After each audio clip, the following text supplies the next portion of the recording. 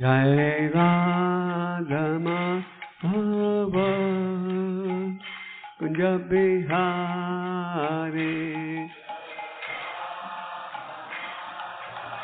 The following is a lecture by His Holiness Gopala Krishna Goswami Maharaj on the divine pastimes of Lord Sri Krishna Chaitanya Mahaprabhu, delivered on 14th of March 2014 in ISKCON, Pune.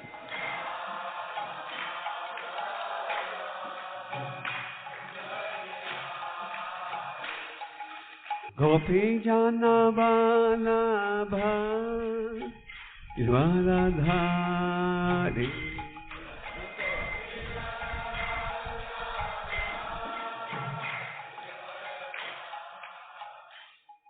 Om Namo Bhagavate Vasudevaya. Om Namo Bhagavate Vasudevaya. Om Namo Bhagavate Vasudevaya. विश्वास होना चाहिए कि तीनों लोकों में कृष्ण के अतिरिक्त उसका अन्य रक्षक या पालक नहीं है। 5. आत्मसमर्पण का अर्थ है यह स्मरण रखना कि मनुष्य के कर्म तथा इच्छाएं स्वतंत्र नहीं है। भक्त पूर्णतया कृष्ण पर आश्रित होता है और जैसा कृष्ण चाहते हैं उसी तरह वह कर्म करता है तथा सोचता है। और 6. भक्त विनीत तथा दीन होता है। भगवद गीता 15.15 में कहा गया है, सर्वस्य चाहम हृदि सन्निविष्टो मत्तः स्मृतिर्ज्ञानम अपोहनम च वेदैश्च सर्वैर अहम एव वेद्यो वेदांतकृत वेदविद एव चाहम। मैं हर एक के हृदय में आसीन हूँ और मुझी से स्मृति ज्ञान तथा विस्मृति उत्पन्न है। सारे वेदों के द्वारा मुझे ही जाना जाता है। मैं ही वेदांत का रचयिता और वेदों का ज्ञाता हूँ। हर एक के हृदय में स्थित रहकर कृष्ण जीव की स्थिति के अनुसार भिन्न भिन्न आचरण करते हैं। जीव की स्थिति माया या कृष्ण के निजी संरक्षण के अंतर्गत होती है। जब जीव पूर्णतया शरणागत होता है तो वह कृष्ण के प्रत्यक्ष संरक्षण में रहता है और कृष्ण उसे सारी बुद्धि प्रदान करते हैं जिससे वह आत्मा साक्षात्कार की दिशा में प्रगति करता है। किंतु अभक्त माया के संरक्षण में होने से कृष्ण के साथ अपने संबंध को अधिक अधिक भूल जाता है। कभी कभी पूछा जाता है कि कृष्ण किस तरह विस्मरण कराते हैं। कृष्ण अपने भक्त के भौतिक कार्यों को भुलावा देते हैं और माया के द्वारा अभक्तों से भगवत भक्ति भुलावा देते हैं। यही अपोहन कहलाता है। Om Gyananandasya Gyananjana Shalakya Chakshurmilitanena Tasmai Shri Gurave Namaha. Shri Chaitanya Manavesam Sagnamena Bhutale Swayam Vandeham Shri Guru Shri Utapadakamam Shri Guru वैष्णवांश्च श्रीरूपां साग्रजातं रघुनाथान्वितं तं सजीवं Sadvaitam Sodhutam परिजनसहितं कृष्णचैतन्यदेवं Shri Radha Krishna Pada सगणा Lalita श्रीविशाखान्वितांश्च He Krishna करुणा सिंधु दीनबंधु जगत्पते गोपेश गोपिकाकांत राधाकांत नमोस्तुते। सप्तकांचन गौरांगे राधे वृंदावनेश्वरी वृषभानुसुते देवी नमामि हरे। Jai Shri Krishna चैतन्य प्रभु नित्यानंद श्री अद्वैत गदाधर शिवासादि गौर भक्त वृंद। हरे कृष्णा कृष्णा कृष्णा हरे हरे हरे राम राम राम हरे।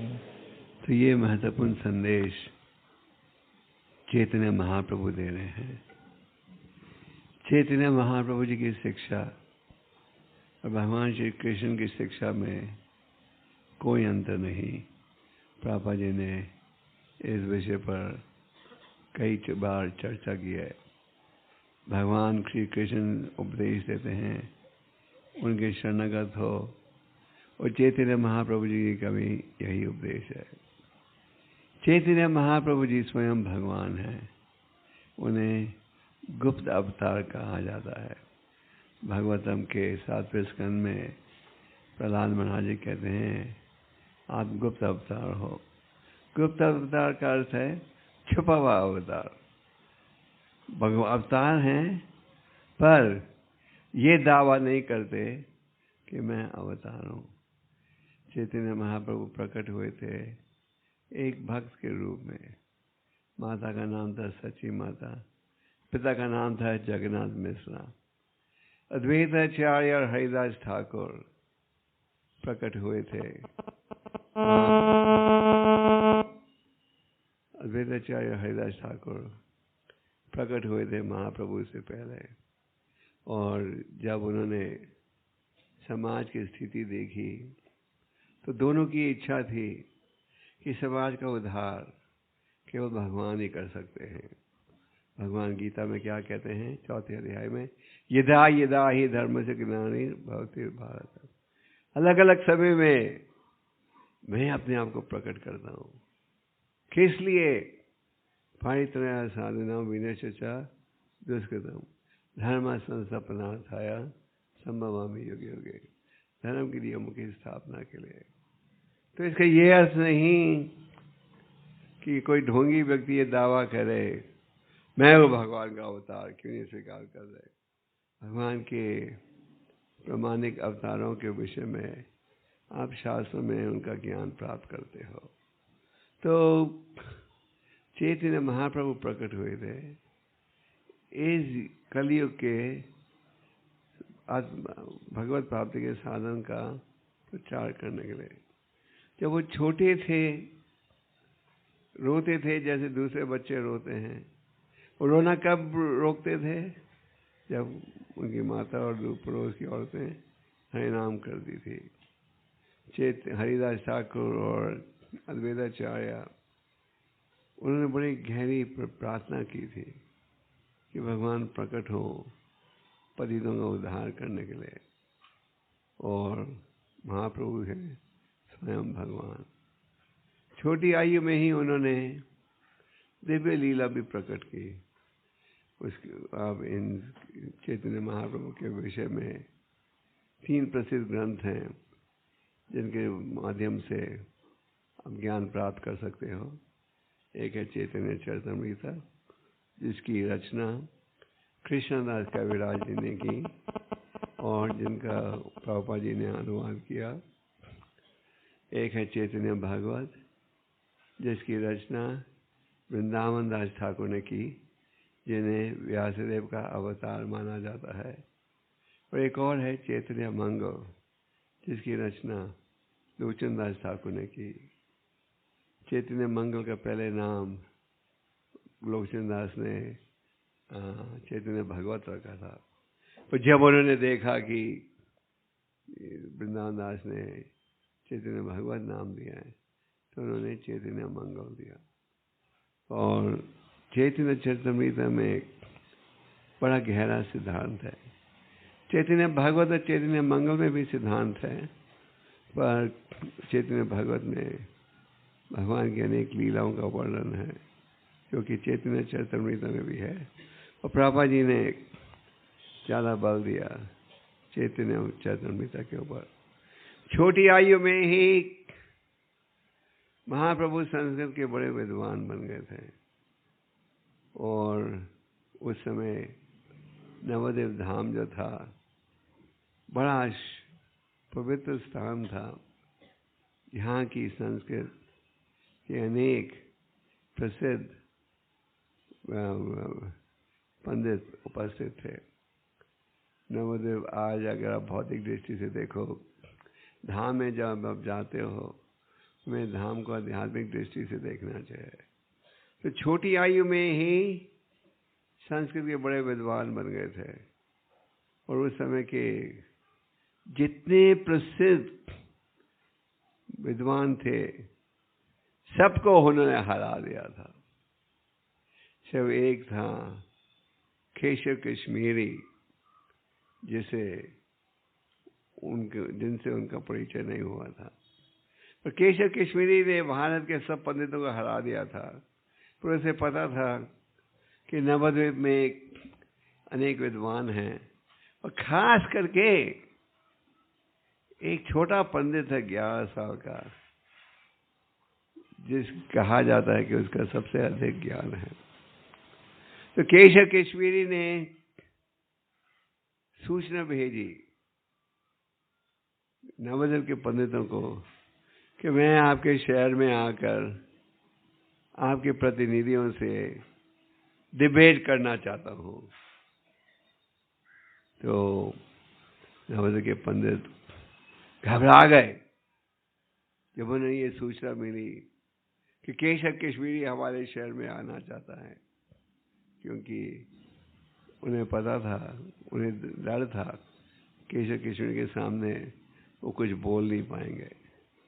तो पंडितों ने ये निर्णय किया, हम तो सामने नहीं जाएंगे, पर हम हमारे शहर के जो सबसे छोटा पंडित है उसको आगे कर देंगे। सबसे छोटा पंडित कौन था?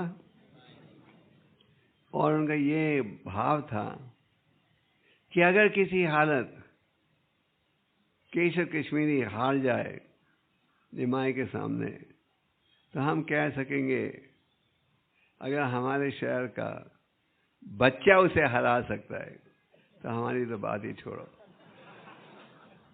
और अगर किसी हालत हम हार जाएं, किसी हालत निमाई हार जाए तो हम कह सकेंगे आखिर बच्चे को तो हराया, हमें थोड़ी हराया। तो छोटी आयु में ही निमाई ने संस्कृत का महाविद्यालय भी खोल दिया था और विद्यार्थियों को पढ़ाते थे गंगा के तट पर। केशव कश्मीरी अपनी फौज को लेकर आगे बढ़ा नवद्वीप की ओर। जैसे आजकल आप देखते हो कोई मंत्री या कोई राजनीतिक नेता प्रवचन देने जा रहा है तो लोग उसके साथ कई लोग ट्रकों में भी आते हैं।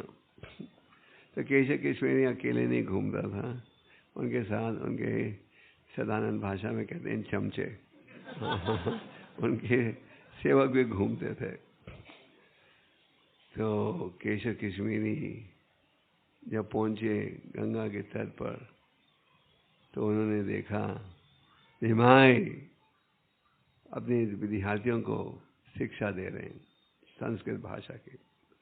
और निमाई संस्कृत भाषा ऐसे सिखाता था कि हर नियम के साथ कृष्ण का स्मरण बढ़ जाता था। और केशव कश्मीरी ने पूछा, आप ही हो वो प्रसिद्ध निमाई पंडित जिनके विषय में इतना सुना है हमने?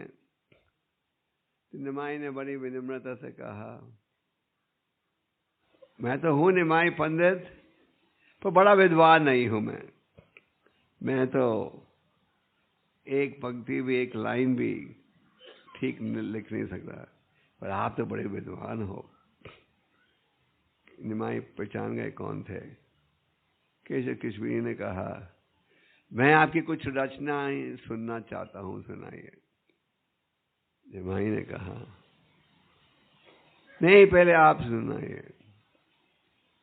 तो उन्होंने गंगा नदी की प्रशंसा करते हुए 1 घंटे में तेजी के साथ अनेक श्लोकों की रचना की। और रचना करने के पश्चात निमाई से पूछा, फिर बताओ कैसे लगा? निमाई ने कहा, बहुत ही अच्छा, बहुत ही सुंदर,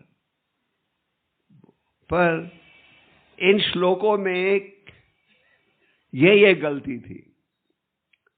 निमाई ने वो जो 100 श्लोक सुनाए थे उन सब 100 श्लोकों को वापस सुना दिया। तो जब केशव कश्मीरी ने सुना कि निमाई ने एक बार सुनने से ही इन 100 श्लोकों को कंठस्थ कर लिया, वो आश्चर्यचकित हो गए। जो व्यक्ति एक बार सुनने से कंठस्थ कर ले किसी विषय को, उसे श्रुति धरा कहा जाता है। जैसे आप श्रीमद् भागवतम में देखते हो कि जब परीक्षित महाराज उपदेश दे रहे थे, जब सुखदेव गोस्वामी उपदेश दे रहे थे परीक्षित महाराज को, तो सभा में अनेक संत उपस्थित थे, हजारों संत, जिनमें एक थे सूत गोस्वामी। और जब नमश्रानिया में भक्तों ने ये निवेदन किया, संतों ने, कि आप हमें मार्गदर्शन दीजिए, सूत गोस्वामी ने वही 18,000 श्लोक जो कि उन्होंने सुने थे सुखदेव गोस्वामी के द्वारा, वही सुना दिया। तो जब केशव कश्मीरी ने देखा कि निमाई ने एक बार सुनने से ही 100 श्लोकों को कंठस्थ कर लिया, वो आश्चर्यचकित हो गए। तो निमाई ने उनकी रचना की कमी सुनाई और केशव कश्मीरी उनका उत्तर नहीं दे पाए। जब वो उत्तर नहीं दे पा रहे थे तो निमाई के जो विद्यार्थी थे वो हंसी उड़ा रहे थे केशव कश्मीरी के। तो निमाई ने जब देखा कि उनके विद्यार्थी हंसी उड़ा रहे हैं, तो निमाई ने उन्हें रोक दिया। निमाई ने कहा, नहीं नहीं, आज केशव कश्मीरी बहुत थके हुए हैं, दूर से आए हैं, कल उत्तर देंगे। और फिर जब केशव कश्मीरी, वो थे सरस्वती देवी के उपासक, तो उन्होंने सरस्वती देवी के चरणों में प्रार्थना की, कभी ऐसी घटना नहीं बीती जब मैं प्रश्नों का उत्तर नहीं दे पाया, पर आज जब निमाई पंडित ने, छोटे बालक ने ऐसे प्रश्न पूछे, मैं उत्तर नहीं दे पाया, आप मेरी सुरक्षा कीजिए। सरस्वती ने कहा, ये बालक स्वयं भगवान है और मैं सहयोग नहीं दे सकती। फिर केशव कश्मीरी भगवान के शरणागत हो गए। तो इस लीला से हम ये भी देखते हैं कि निमाई में कितनी विनम्रता का भाव था। जब उन्होंने देखा कि उनके विद्यार्थी बेइज्जती कर रहे हैं केशव कश्मीरी, उन्होंने तुरंत उन्हें रोक दिया और केशव कश्मीरी की सुरक्षा की। तो उसी प्रकार चैतन्य महाप्रभु ने हमें शिक्षाशास्त्र का 30वें श्लोक में कहा है, हम सब में विनम्रता का भाव होना चाहिए। तो छोटी उम्र में ही संस्कृत के विद्वान थे और उन्होंने दिव्य लीला भी प्रकट की। और चैतन्य महाप्रभु जी का उद्देश्य क्या था? पूरे समाज को सुखी रखना। चैतन्य महाप्रभु ने अपने पंच तत्व साथियों के साथ जो भक्ति का जो खजाना था, उस खजाने को खोलकर क्या बांटा? ये भक्ति का खजाना पहले बंद था ताले में। केशव कश्मीरी चैतन्य महाप्रभु की अनेक लीलाएं हैं। एक समय एक बुद्धिस्ट नेता के साथ उनकी चर्चा हुई थी, जिसमें उन्होंने जो बुद्धिस्ट संत थे, उनके नेता थे गुरुजी, उनको हरा दिया। तो इन बुद्धिस्टों ने बड़ा अपमान महसूस किया, हमारे गुरुजी को हरा दिया फिलॉसफिकल डिबेट में। तो उन्होंने सोचा कि हमें बदला लेना चाहिए। तो उन्होंने सड़ा हुआ भोजन को एक प्लेट में रखकर महाप्रभु के सामने ले आए और कहने लगे ये महाप्रसाद है, खाइए। जैसे वो महाप्रसाद नहीं था, सड़वा खाना था। जैसे ये महाप्रसाद की थाली आगे कर रहे थे, एक बाज आई, और बाज ने सड़ा हुआ खाना तो खा लिया, उठा लिया अपने दांतों में। वो जो थाली थी वो गिरा दी, जो कि गिरी उनके गुरु के सिर पर। जब गुरु के सिर पर भारी थाली गिरी, गुरु जी बेहोश हो गए।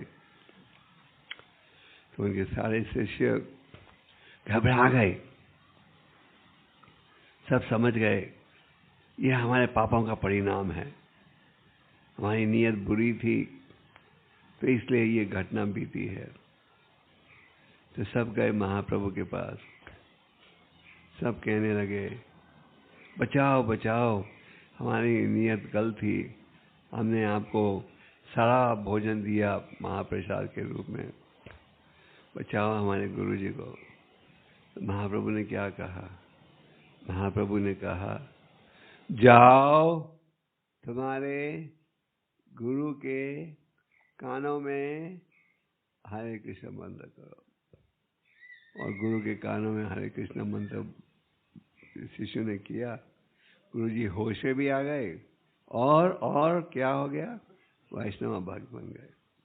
तो इस प्रकार चैतन्य महाप्रभु, क्योंकि स्वयं भगवान थे, कोई सादे चमत्कार नहीं, स्वयं भगवान थे, उनके प्रभाव से हर प्रकार की प्रजा वैष्णव सिद्धांत को अपना रही थी।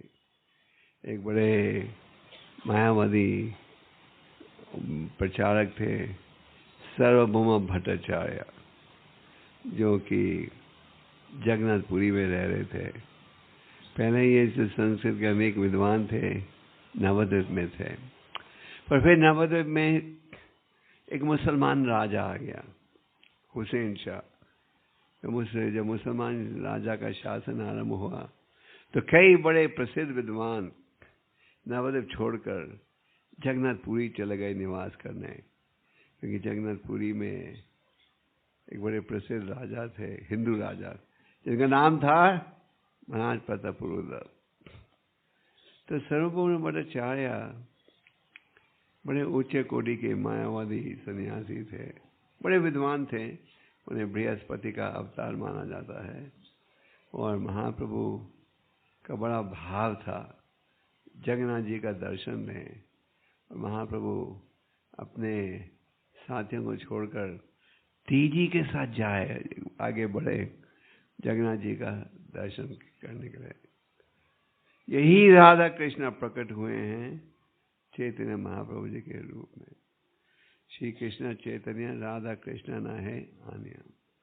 जैसे ही महाप्रभु ने जगन्नाथ जी का दर्शन दिया, लेते ही जगह जगह कहते हुए भक्ति के भाव में बेहोश हो गए। और समय आ रहा था द्वार को बंद करने के लिए, क्योंकि भगवान को भोग लगना था। जैसे आपके मंदिर में जब भोग लगता है तो या पर्दे खींचे जाते हैं या दरवाजा बंद किया जाता है। तो इस समय आ रहा था बंद करने का दरवाजा। पुजारी संकट में थे, क्या करें, ये बड़े खूबसूरत सन्यासी यहाँ बेहोश पड़े हैं। और भक्तों ने कहा इन्हें उठाकर सार्वभौम भट्टाचार्य के घर ले जाओ। अगर आप जगन्नाथपुरी मंदिर में गए हो या जाने का विचार है तो सार्वभौम भट्टाचार्य का निवास का स्थान भी बिल्कुल निकट है। आप ऐसे कितने भक्त सार्वभौम भट्टाचार्य के घर का दर्शन ले आए हो, बिल्कुल पास में ही है। तो उन्हें सार्वभौम भट्टाचार्य के घर में पहुंचा दिया था। और पीछे आए भगवान नित्यानंद और उनके अनेक साथी। इन्होंने आते ही पूछा यहाँ कोई, जब उन्होंने देखा कि महाप्रभु का दर्शन नहीं हो रहा तो उन्होंने पूछा यहाँ कोई खूबसूरत सन्यासी आया था,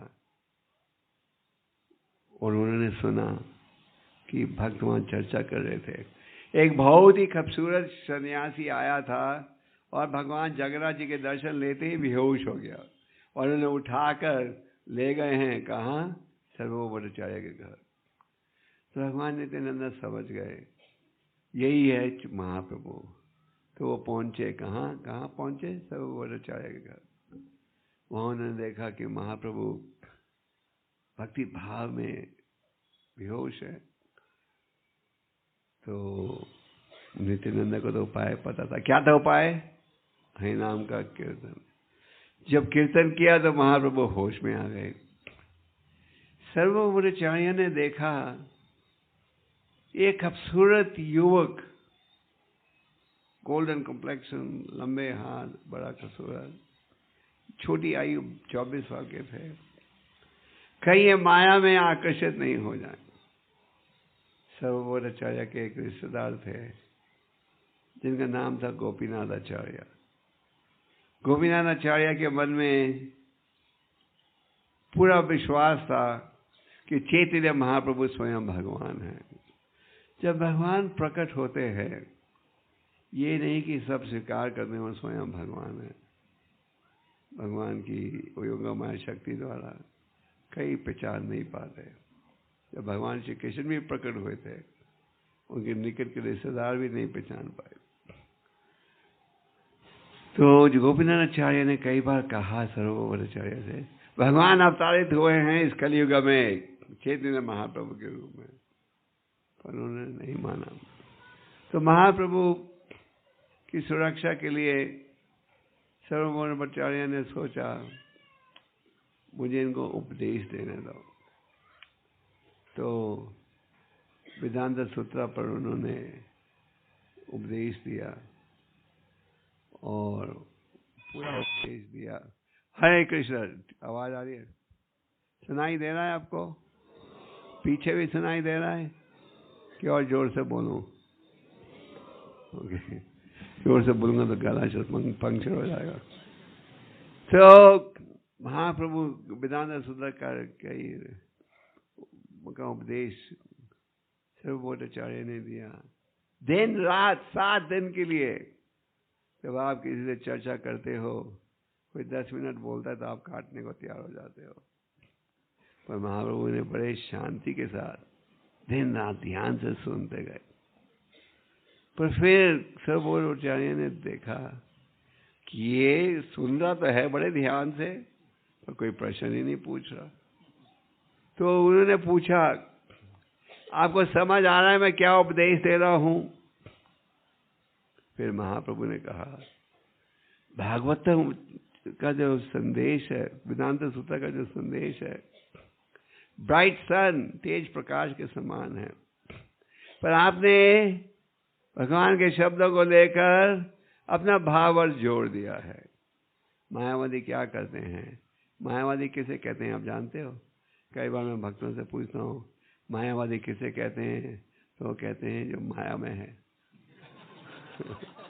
तो हमारे सिद्धांत में हम मायावादी उसे कहते हैं जो भगवान के दिव्य स्वरूप को स्वीकार नहीं करते, जो ये सोचते हैं भगवान अंधे हैं, लंगड़े हैं, बहरे हैं, गूंगे हैं। तो महाप्रभु ने कहा कि वेदांत सूत्र का संदेश तो बड़ा क्लियर है, पर आपने अपने भाव जोड़ दिया है। फिर आगे भागवतम का एक प्रसिद्ध आत्माराम श्लोक है, उस पर चर्चा हुई। और जब सर्वोपचार्य ने देखा कि महाप्रभु ने एक ही श्लोक को 64 अलग तरीकों से समझाया है और हर समय व्याख्या बिल्कुल अलग थी, तो फिर वो महाप्रभु के शरणागत हो गए। उन्होंने कहा कि यह कार्य केवल भगवान ही कर सकते हैं।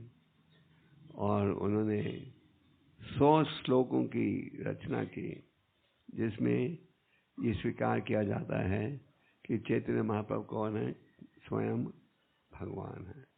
और महाप्रभु की कृपा से वो बड़े प्रसिद्ध मायावादी प्रचारक, ऊंचे कोटि के वैष्णव बन गए। इस प्रकार महाप्रभु ने सबको प्रभावित किया। एक समय महाप्रभु वाराणसी गए थे और वाराणसी में वो ठहरे थे एक भक्त के रूप में घर में, जिनका नाम था चंद्रशेखर। चंद्रशेखर जो थे नीची जाति के थे।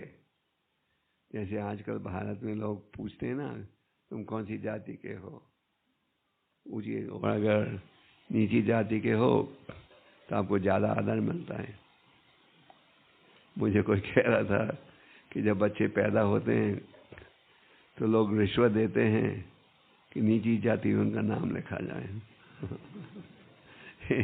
एक प्रसिद्ध व्यक्ति ने कहा कि भारत एक देश है विश्व में जहाँ लोग लड़ते हैं नीची जाति को खिलाने के लिए, पर हमारे सिद्धांत में हम कोई भेदभाव नहीं करते। जैसे इस्कॉन के मंदिरों में कोई भेदभाव होती है। आज हम एम्प्रेस गार्डन में हमारा जापा कर रहे थे, वॉक कर रहे थे, तो वहाँ के चौकीदार ने पूछा, हम आपके मंदिर आना चाहते हैं, आ सकते हैं? हमने कहा क्यों नहीं, इजाज़त होगी, हम भी आ सकते हैं, गरीब लोग भी। हमने कहा क्यों नहीं। तो कोई भेदभाव नहीं। चैतन्य महाप्रभु जी ने ये स्थापित किया। चैतन्य महाप्रभु पहले प्रचारक थे जिन्होंने ये स्थापित किया कि ऊंची या नीची जाति में कोई अंतर नहीं। ऊंची जाति का व्यक्ति वो है जो भगवान के शरणागत होता है, और नीची जाति का व्यक्ति वो है जो भगवान के शरणागत नहीं होता। अनाथ वो व्यक्ति है जो भगवान की शिक्षा को स्वीकार नहीं करता। वो है हमारा सिद्धांत।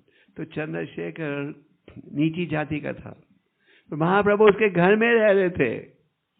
महाप्रभु का जन्म, जैसे आप जानते हो, ब्राह्मण कुल में हुआ था। उन्होंने ये नहीं देखा ये नीची जाति का है, ऊंची जाति का है। उन्होंने यही देखा चंद्रशेखर ऊंचे कोटि के वैष्णव हैं। तो चंद्रशेखर और तपन मिश्रा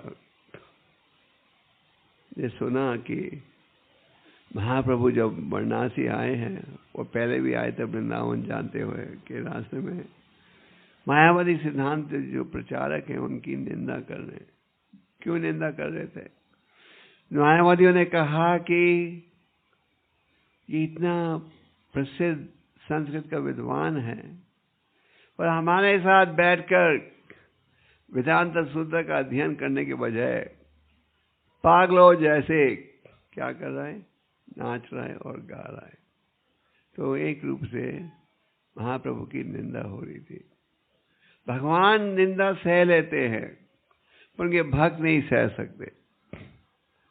कई बार हम अगर किसी का अपमान करो, वो भक्त सह लेगा, पर जो भक्त है उन्हें ये अच्छा नहीं लगता। तो महाप्रभु ने बुरा नहीं माना जब मायावादी उनकी निंदा कर रहे थे, पर जो उनके भक्त हैं वो बुरा मान रहे थे। तो तपन मिश्र और चंद्रशेखर ने कहा कि आपकी निंदा करते रहते हैं, अब आइए उनसे परिचय कीजिए।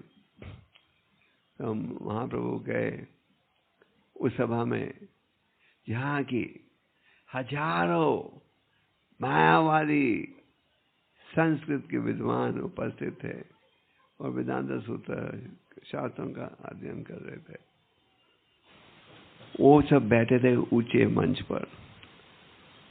महाप्रभु जब गए, वो बैठे जहाँ की पैर धोए जाते हैं, जैसे कि मंदिरों में प्रवेश करने से पहले आप पैर धोते हो ना, तो महाप्रभु उस स्थान में बैठे जहाँ के लोग पैर धोते हैं, और ये मायावादी सन्यासी कहाँ बैठे थे?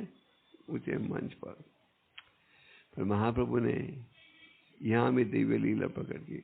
शुरू से अंत तक महाप्रभु दिव्य लीला प्रकट करते गए। ये नहीं कि क्योंकि उन्होंने ये स्थापित किया कि मैं भक्त हूँ, उन्होंने दिव्य लीला प्रकट नहीं की। जब वो छोटे से थे, जब भी उन्होंने अपनी दिव्य लीला प्रकट की थी। जैसे एक समय एक ब्राह्मण आए थे उनके घर में रहने के लिए, और ब्राह्मण जो हैं अक्सर खुद ही अपना कार्य करते हैं।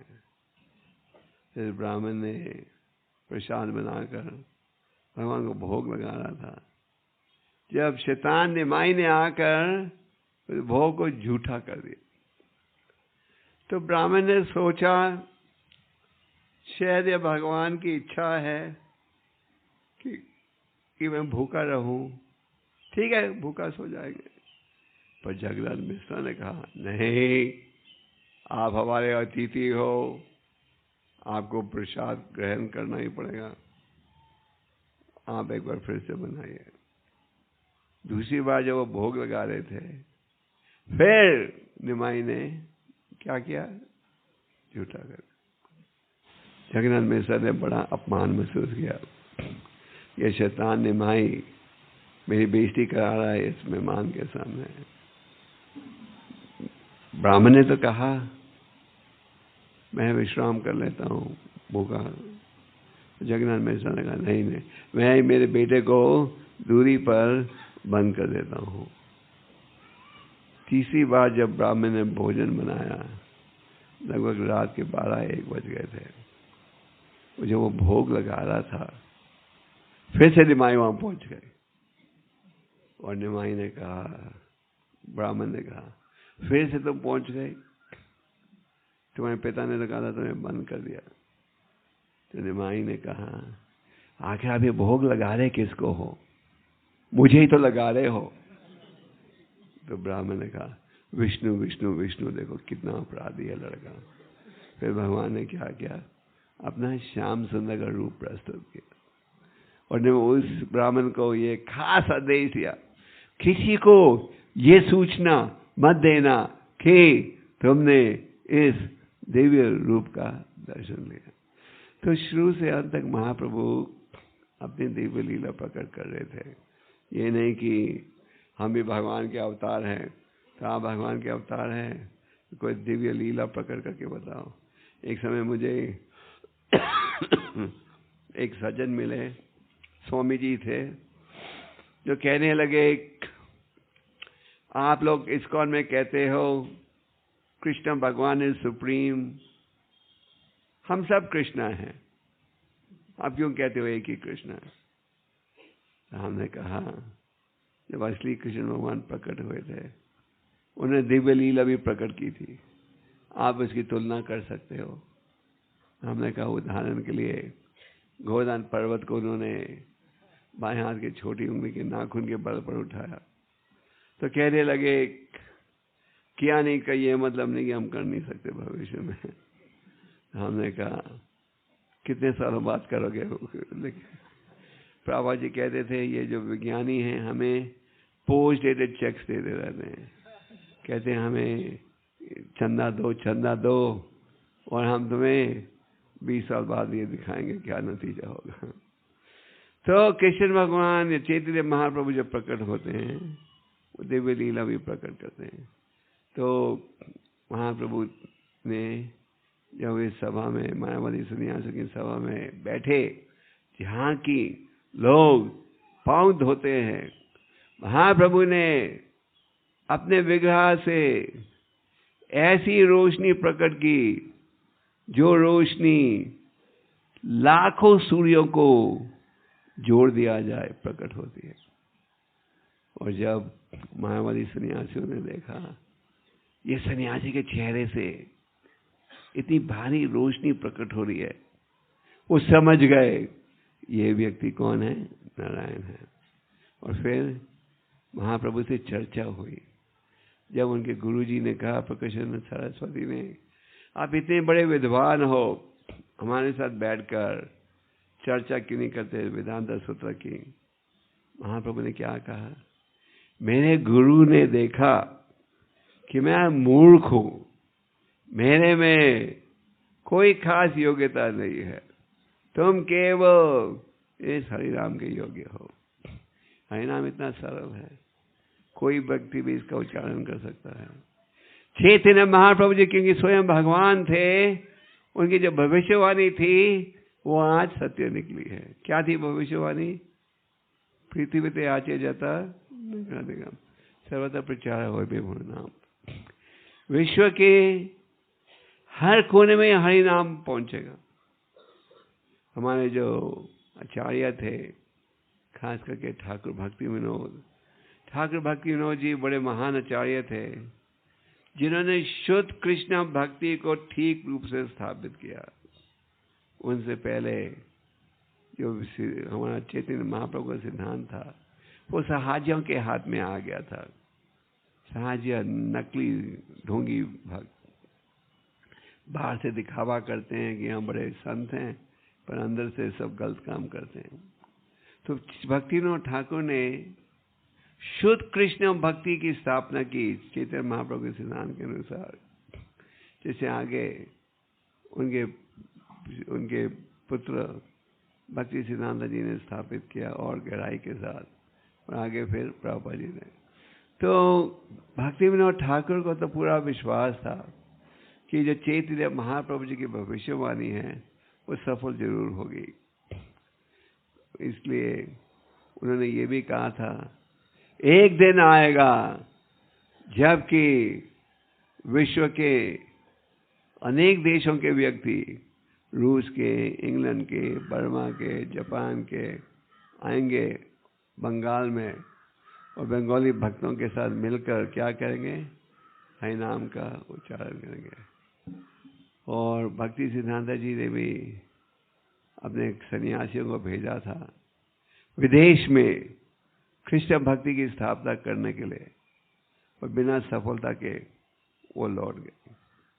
तो हमारे गौड़ीय वैष्णव भी सोच रहे थे ये चैतन्य महाप्रभु जी की भविष्यवाणी तो है, पर लगता है सफल नहीं होगी, क्योंकि कलियुग बहुत गहरा हो गया है। पर भक्ति सिद्धांत जी को पूरा विश्वास था नहीं होगी। इसलिए जब पहली बार श्रील प्रभुपाद जी भक्ति सिद्धांत जी को मिले, पहली मुलाकात में ही भक्ति सिद्धांत जी ने पहचान लिया, ये है वो युवक जो कि महाप्रभु जी के संदेश को ले जाएगा पश्चिम देशों में। तो आज आप देखते हो विश्व के हर कोने में लोग हरि नाम का उच्चारण करें। क्यों? क्योंकि हरि नाम का उच्चारण बहुत ही सरल है। तो चैतन्य महाप्रभु जी के प्रचार से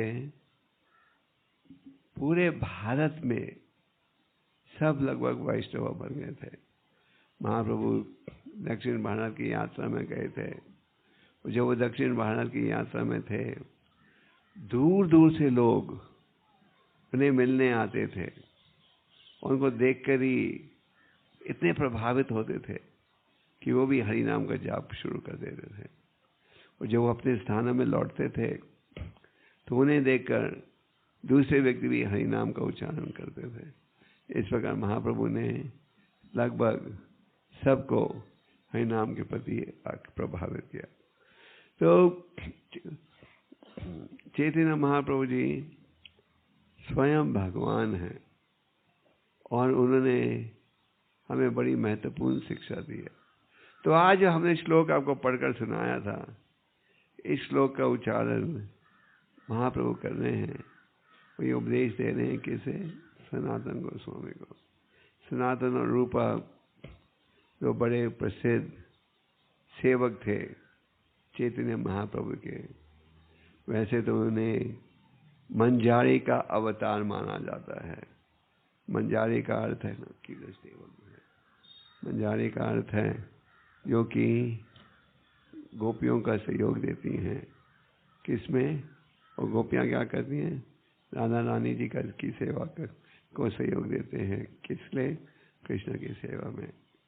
तो रूप और सनातन उस समय के सबसे प्रसिद्ध राजा के राज्य का शासन कर रहे थे। उनकी रुचि नहीं थी इसमें, उनकी रुचि थी केवल कृष्ण भक्ति में। बचपन से ही उनकी रुचि थी कृष्ण भक्ति में। पर उस समय प्रजा थी लगभग हिंदू और राजा था मुसलमान। तो राजा बड़ा होशियार था। राजा ने देखा प्रजा हिंदू है, राजा मुसलमान है, तो मुझे ऐसा व्यक्ति कोई चुनना चाहिए जो शासन करे जिसमें हिंदुओं का विश्वास हो। तो उन्होंने बहुत खोजा और ये पता लगा कि ये दो भाई जो हैं इनको सब आदर देते हैं। तो दोनों भाइयों ने जबरदस्ती जुड़े मुसलमान राजा की सरकार के शासन में, पर उनकी रुचि नहीं थी। पहले चैतन्य रूपक गोस्वामी जी, उन्होंने सरकारी नौकरी त्यागी। पहले उन्होंने पत्र लिखा था महाप्रभु को कि मैं ये नौकरी छोड़कर आपके साथ आना चाहता हूँ यात्रा करने के लिए। महाप्रभु ने एक बड़ा सुंदर उदाहरण दिया। वो क्या उदाहरण दिया? महाप्रभु ने कहा इस समय मत त्यागो। उन्होंने ये उदाहरण दिया, एक विवाहित स्त्री का जब कोई प्रेमी हो तो बाहर से तो दिखाएगी कि बड़े ध्यान से सेवा कर रही है, पर मन में सोचेगी कब मैं जाकर प्रेमी को मिलूंगी। तो प्रभुपाद जी इस उदाहरण का उपयोग करते हैं भगवत गीता की भूमिका में। अगर आप भगवत गीता की भूमिका पढ़ो तो उस भूमिका में पूरे गीता का सार आपको प्राप्त हो जाता है। और रूपक गोस्वामी जी थोड़े समय बाद उन्होंने भी सरकारी नौकरी त्यागी। जब नौकरी त्यागी, उनके पास इतने सोने के सिक्के थे कि पूरी नाव भर गई थी सोने के सिक्कों के साथ। उन्होंने 50% बांटा ब्राह्मणों को, 25% बांटा रिश्तेदारों को और 25% रखा भविष्य की आवश्यकताओं के लिए। फिर चैतन्य महाप्रभु ने रूपक गोस्वामी को बड़ी महत्वपूर्ण शिक्षा दी। प्रयाग में जब आप कुंभ मेला में जाते हो तो इसके पास ही वो स्थान है, यहाँ के चैतन्य महाप्रभु ने रूपक गोस्वामी को शिक्षा दी, जिसका सार ये है कि अनेक जन्मों के पश्चात वो भाग्यशाली व्यक्ति है जिसे भक्ति का बीज मिलता है। जैसे आप सब जो यहाँ उपस्थित हो, आप सब जो इस्कॉन संस्था के साथ जुड़े हो, आप सब हो अत्यंत भाग्यशाली व्यक्ति। आप सुख कहोगे हम तो सोचते हैं वो व्यक्ति भाग्यशाली है जिसकी लॉटरी की टिकट आती है। नहीं, आपके पास है असली धन। मान लो आप मर्सिडीज गाड़ी खरीद लो, गुड़गांव पार्क में बड़ी कोठी बना लो, हर प्रकार की सुविधा प्राप्त हो जाए, क्या ये सुविधाएं आपको सुख देंगी? ये गलत है, कोई सुख नहीं। अगर आपको असली सुख चाहिए तो हमें भगवान के शरणगत होना चाहिए। तो आप हो असली करोड़पति। वो जो बड़ी मोटरों में घूमते हैं वो हैं नकली करोड़पति, क्योंकि आपके पास है असली धन। वो असली धन क्या है? हरि नाम। ये हरि नाम कहाँ से आ रहा है? भगवान के देव धाम से आ रहा है। तो चैतन्य महाप्रभु ने कहा ये भक्ति का बीज उगेगा किस माध्यम से? श्रवणम और कीर्तनम सब। तो जैसे हम गौर पूर्णिमा उत्सव की तैयारी कर रहे हैं, कभी आपके किसी रिश्तेदार का जन्मदिन हो, बच्चे का जन्मदिन हो, तो आप सोचते होते मन में क्या प्रेजेंट में उसे दूं बर्थडे वाले दिन, है कि नहीं? तो कई बार आप मित्रों से पता करवाते हो इस लड़के को, इस व्यक्ति को क्या चाहिए, मैं क्या दूं प्रेजेंट, है कि नहीं? तो आप सोचना शुरू करो कि आप चैतन्य महाप्रभु को अगले इतवार को गौर पूर्णिमा के उत्सव में क्या भेंट दोगे। तो क्या भेंट देना चाहते हो आप लोग? पैसा? महाप्रभु को भेंट देना तो ये निर्णय कीजिए कि हम बड़े ध्यान से हरि नाम का जाप करेंगे, बड़े ध्यान से सुनेंगे, उनकी शिक्षा को पढ़ेंगे। ये है सबसे प्रिय भेंट भगवान को, क्योंकि भगवान चाहते हैं क्या? सर्वधर्मान् परित्यज्य मामेकम हम सर्व पापेभ्यो मोक्षयामि मा शुचः। भगवान कहते हैं सब धर्मों को छोड़कर मेरे ईश्वर में आओ, सब देवता देवियों की उपासना की बजाय मेरे ईश्वर में आओ, मेरी शिक्षा को अपनाओ, मेरी शिक्षा के आधार पर जीवन का उपयोग करो, फिर तुम असली सुख प्राप्त कर सकोगे। तो महाप्रभु ने कहा यह भक्ति का बीज उगेगा श्रवणम कीर्तनम के माध्यम से। और आगे उन्होंने ये भी कहा कि हमें भक्तों की संगत में रहना चाहिए। साधु संग आपने सुना होगा कई बार, साधु संग सर्वशास्त्रकाय, लाभ मात्र साधु संग सर्व सिद्धियाय। भक्तों की संगत में रहो। और किनकी संगत से बचो? उनकी संगत से बचो सत्संग त्यागा एवं वैष्णवाचारा। उनकी संगत से बचो जिनकी केवल इंद्रिय तृप्ति कार्य में रुचि है। कुछ दिन पहले मैं ये नवोदय परिक्रमा था, और नवोदय परिक्रमा में मुझे पूना के अनेक भक्त मिले थे। तो हम एक स्थान में गए थे जहाँ की जगन्नाथ दास बाबा जी, जो कि ठाकुर भक्ति विनोद जी के शिक्षा गुरु थे, उनकी समाधि थी और भजन का स्थान। तो जगन्नाथ दास बाबा जी की जीवन में आप देखते हो कि वो भक्तों को कहते थे, ओ भक्तों की संगत से दूर रहो और उनकी संगत में रहो जो कि श्रद्धा से महामंत्र का उच्चारण कर रहे हैं। ये होना चाहिए हमारा भाव साधु संगत में। और साधु संगत आप कैसे प्राप्त करते हो? ये रविवार का प्रोग्राम ये साधु संगत प्राप्त करने का माध्यम है। फिर अनेक भक्ति वृक्ष नामात के कार्यक्रम होते हैं, उसका लाभ उठाओ, मंदिर में आओ। और कई बार हम सोचते हैं नहीं हमें तो मंदिर नहीं जाएंगे, वो मंदिर वाला ठीक व्यवहार नहीं करते।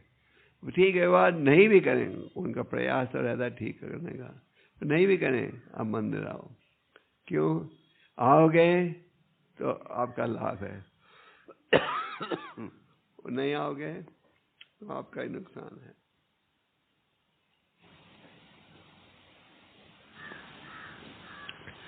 तो साधु संगत में रहो। तो ये आगे फिर उन्होंने सनातन गोस्वामी को भी उपदेश दिया। तो ये जो 6 शरणागत के विभाग है ये बड़े महत्वपूर्ण हैं। जो भक्ति के लिए अनुकूल है उसे स्वीकार करो, जो भक्ति के लिए प्रतिकूल है उसे त्यागो। तो ये होना चाहिए हमारा सिद्धांत कि जो भक्ति के लिए अनुकूल है उसे हमें स्वीकार करना चाहिए। तो भक्ति के लिए क्या कार्य अनुकूल है, कौन बताएगा? ध्यान पूर्वक जाप करना, शास्त्रों का अध्ययन करना, साधु संगत में रहना, सेवा भाव अनुकूल करना, विनम्रता का भाव अनुकूल करना। ये अनेक उदाहरण है अनुकूल के। प्रतिकूल में क्या गिरा जाएगा? भक्तों की संगत से जुदा रहना, भक्तों के कारण आचरण में हमेशा गलती निकालते रहना, इसमें ये कमी, इसमें ये कमी, इसमें ये कमी, देखो मेरे में कोई कमी नहीं। तो भक्तों के व्यवहार में गलती करना, ध्यान से जप नहीं करना, शास्त्र नहीं पढ़ना, विनम्रता के भाव को अनुकूल नहीं करना, ये है प्रतिकूल कार्य। रूपा गोस्वामी जी ने हमें अनेक ग्रंथ दिए हैं, खास करके श्री उपदेश अमृत में वो कहते हैं उत्साह निश्चय धैर्य सत्कर्मा प्रवर्तन संग त्यागे सतवृत्ति सद्वीर भक्ति प्रसिद्धि। वो कहते हैं किस प्रकार भक्ति आगे बढ़ती है। कहते हैं उत्साहित होना चाहिए भगवान की सेवा में। तो चाहे कठिनाई भी हो, हमें हर स्थिति में उत्साहित होना चाहिए। अगर आपको बर्तन मांजने की सेवा भी दी जाए, हमारे कनाडा मॉन्ट्रियल मंदिर में एक कैनेडियन लड़का है जो 35 सालों से रोज आता है बर्तन मांजने के लिए, बस सब बर्तन मांजने के लिए। और इतने उत्साह से बर्तनों को साफ करता है कि सब देखकर बड़े प्रभावित हो जाते हैं। तो भगवान की सेवा हमें उत्साहित होकर करना चाहिए। और आगे रूपा गोस्वामी कहते हैं किस प्रकार भक्ति नष्ट हो सकती है। कौन सा वो प्रसिद्ध श्लोक? अत्याहारा प्रायश्च प्रजापान माघा जन संघर्ष लोलियम चा सद्वीर भक्ति विनश्यति। विनश्यति नष्ट हो जाती है। खास करके प्रजल्पा से हमें बचना चाहिए।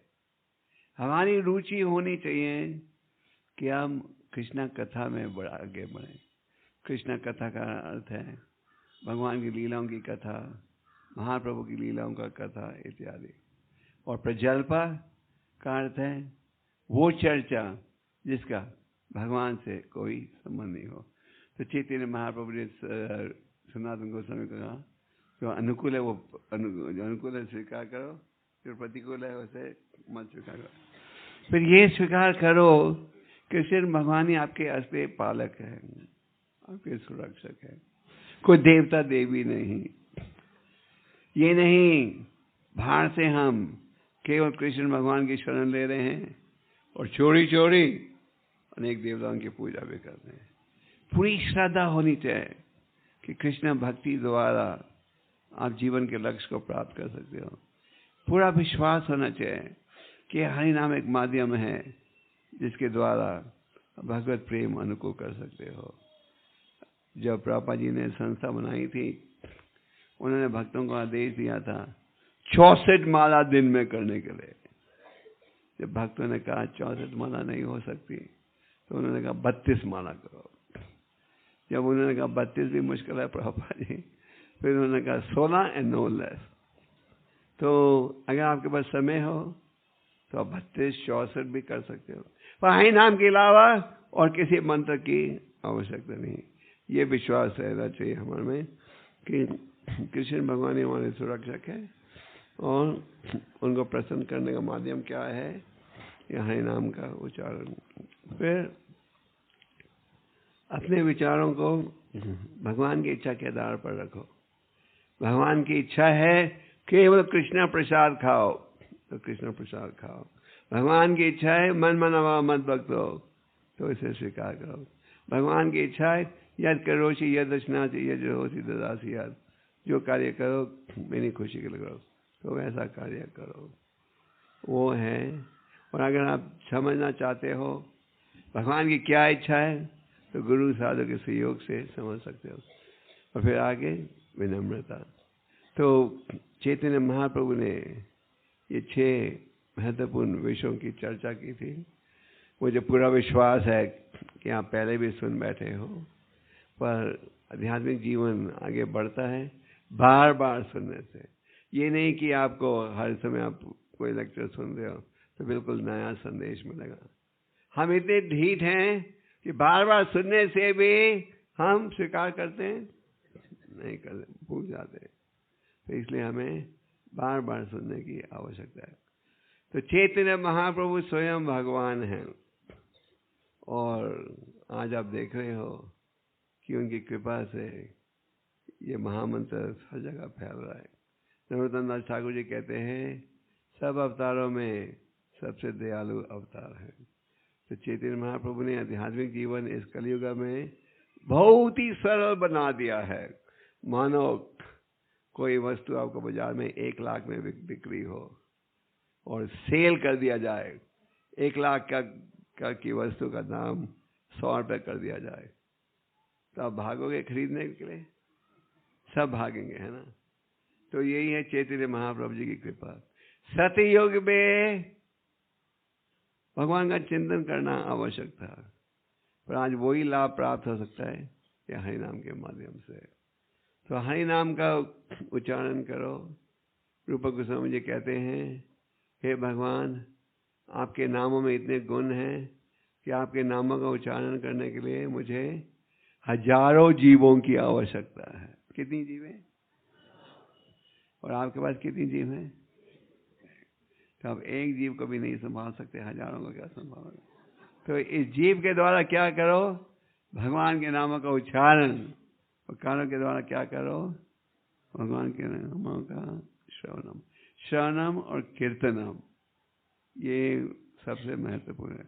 और श्रवणम कीर्तनम करोगे तो खुद ही खुद भगवान का स्मरण होगा। श्रवणम कीर्तनम करोगे तो प्रज्वल्पा से बचोगे। श्रवणम कीर्तनम करोगे तो हृदय शुद्ध होगा। श्रवणम कीर्तन करोगे तो भगवान के आप शरणागत होगे। और शरणागत होना आवश्यक है अगर आप जीवन के लक्ष्य को प्राप्त करना चाहते हो। हरे कृष्ण,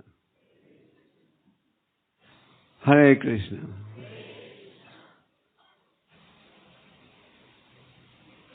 प्रश्न है किसी का?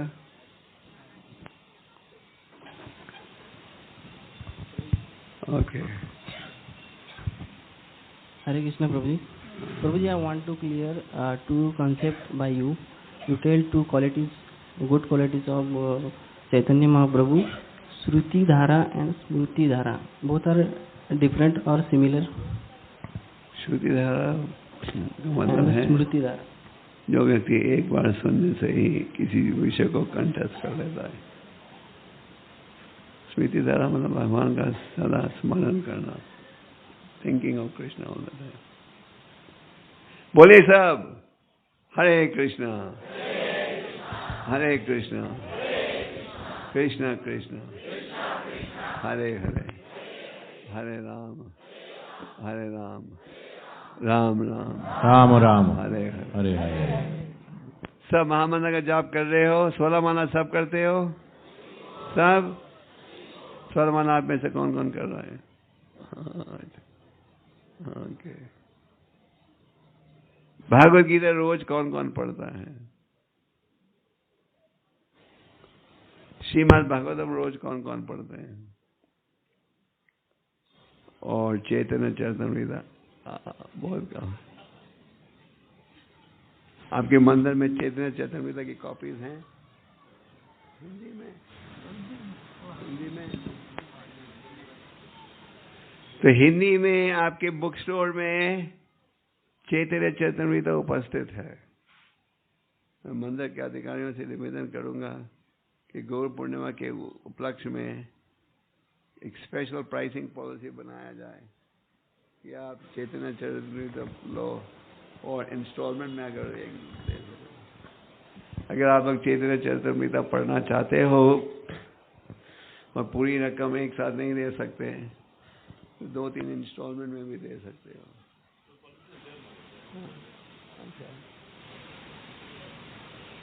प्रभुपाद जी कहते थे Bhagavad Gita is high school, Bhagavatam is college, Chaitanya Charitamrita is post graduate. पर चैतन्य चरितमृत के सार को प्रभुपाद ने प्रस्तुत किया था टीचिंग द लॉर्ड चैतन्य में। तो टीचिंग द लॉर्ड चैतन्य में आपको चैतन्य चरितमृत का सार प्राप्त होता है। Hare Krishna. I want to kill. Hare Krishna. परम पूज्य गोपाल कृष्ण गोस्वामी महाराज को सुनने के लिए धन्यवाद। और अधिक जानकारी के लिए gkgoswami.com पर जाएं।